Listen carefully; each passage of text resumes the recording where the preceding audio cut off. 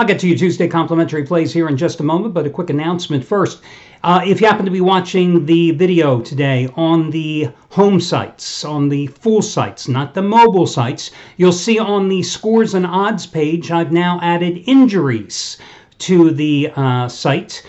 It's in a red link. Under each teams, you'll see the little link. It'll have a little pop-up box that'll have the injuries if they are available for the teams playing in the NBA, college basketball, of course in the NFL, and in hockey as well.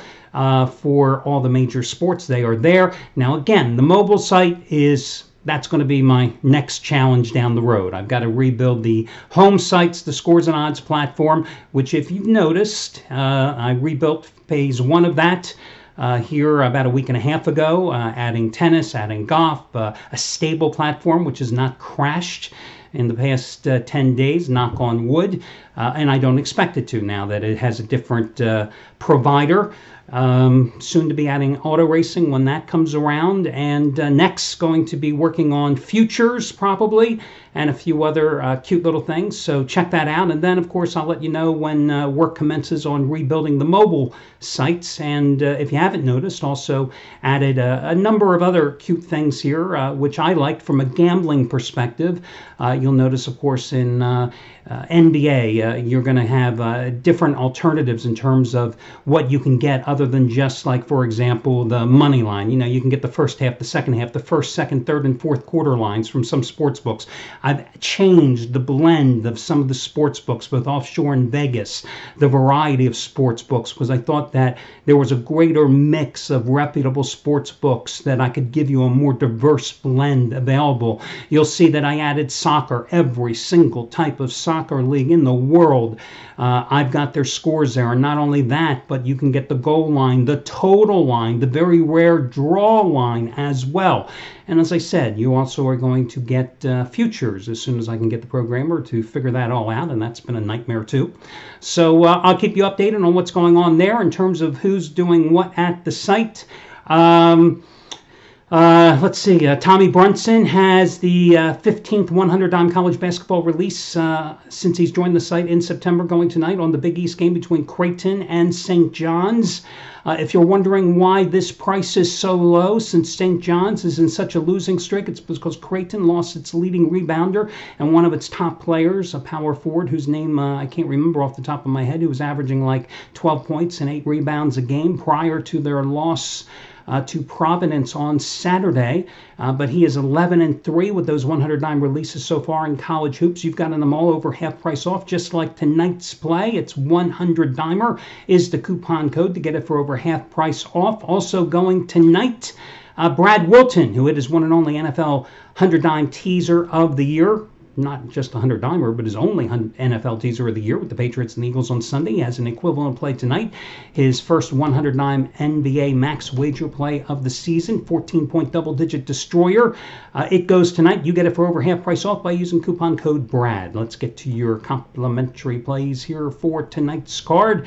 Let me start with the game that goes a little later on the card, and that's going to be your game in the Mid-American Conference between Buffalo and Eastern Michigan. Now, I used Buffalo as a 10-dime release last Friday night.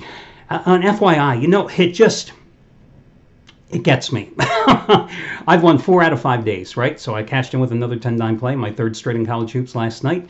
And the only play that I lost in that stretch was the first 20-dime play I've had in a year, which was a horrible play on Wright State as their 8-game winning streak came to an end on Saturday.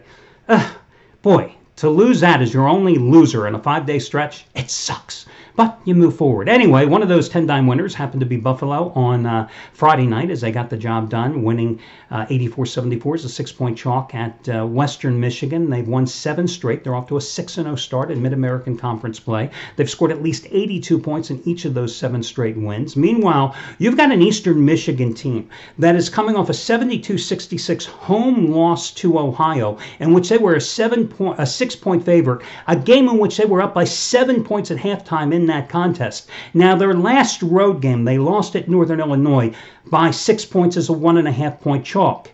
In their previous road game, they lost at Ball State 73-62.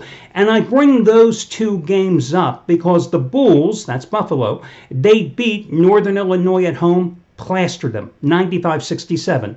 They won at Ball State 83-63, 20-point win. Double-digit blowouts against both teams that Eastern Michigan, tonight's team that they're hosting, lost each of their last two road games at. Now, one thing to be concerned about is Eastern Michigan's going to play a lot of 2-3 zone. That's what they're known for because their head coach, Rob Murphy, used to be an assistant at Syracuse. And, you know, anybody that comes through the Jim Boeheim School of Defense is going to play that zone. But there's no comparison between these two teams. RPI-wise, Buffalo at 27, Eastern Michigan at 212. Again, Buffalo 7-1 overall at home. I think the only loss maybe was to St. Bonnie, perhaps.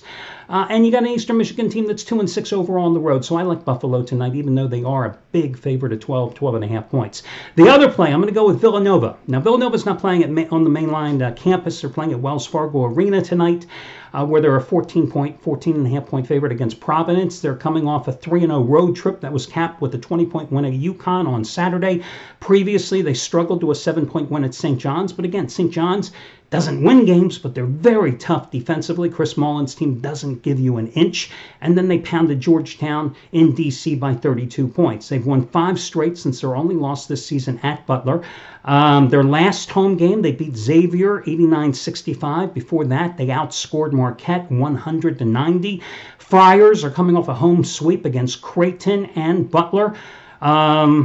They've won 4 straight. They're 2-1 on the conference road, winning at DePaul, winning at St. John's, but they lost by 19 at Creighton, and their only good game against a quality opponent on the road. Villanova's won 4 straight in the series. Providence overall in true road games 2-3. I'm willing to lay the double digits with a Nova team that has so many ways to beat you offensively, and I think it's going to be a high-scoring game as well.